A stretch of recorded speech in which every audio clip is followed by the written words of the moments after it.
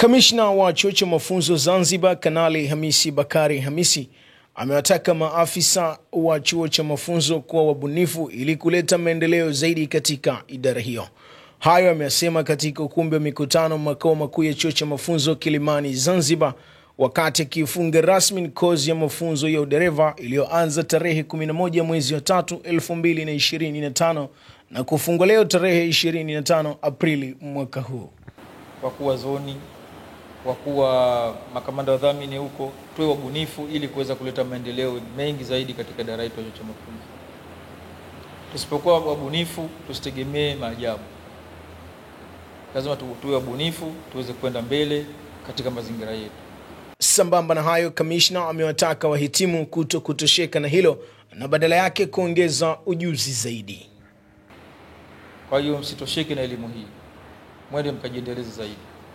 Bado kuna elimu nyingi sana za udereva ambazo pengine hapa hamkuzipata. Kama hizo walivyosema naibu kamishna, kuna kozi za uendeshaji wa madereva mashuhuri.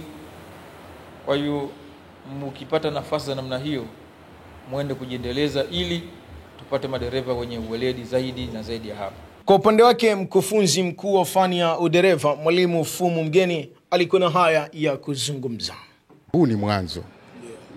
Fani kamishna ameweka hii ni mwanzo, na ameweka baada ya kuona kwamba anapata tabu madereva wamekuwa ni wachache.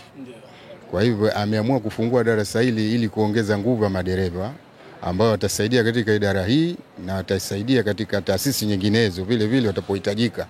Kwa hivyo ni jambo jema kwetu sisi, na sisi tuna furaha sana katika kuwapata vijana ambao wametikia wito na tumepata dereva wazuri wenye uwezo wa kufanya kazi popote.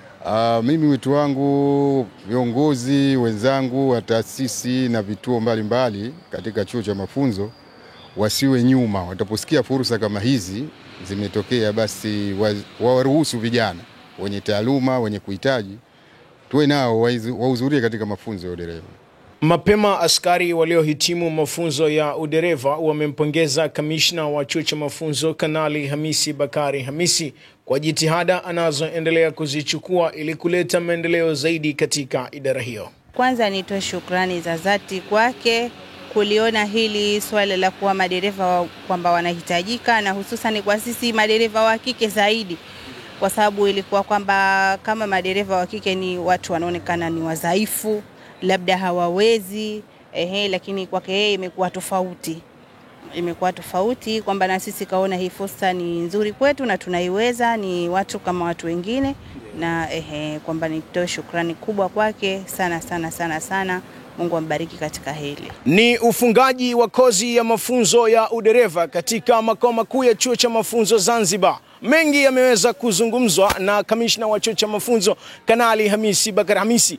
Amesema kuwa madereva wanapaswa kufuata sheria, haijalishi ni mtumishi wa umma kutokea serikalini au ni raia wa kawaida, lakini chanzo na muhimu ni kufuata sheria. Nikiripoti kutokea makao makuu ya chuo cha mafunzo, mimi ni Mahir Saidi, Mafunzo Online TV.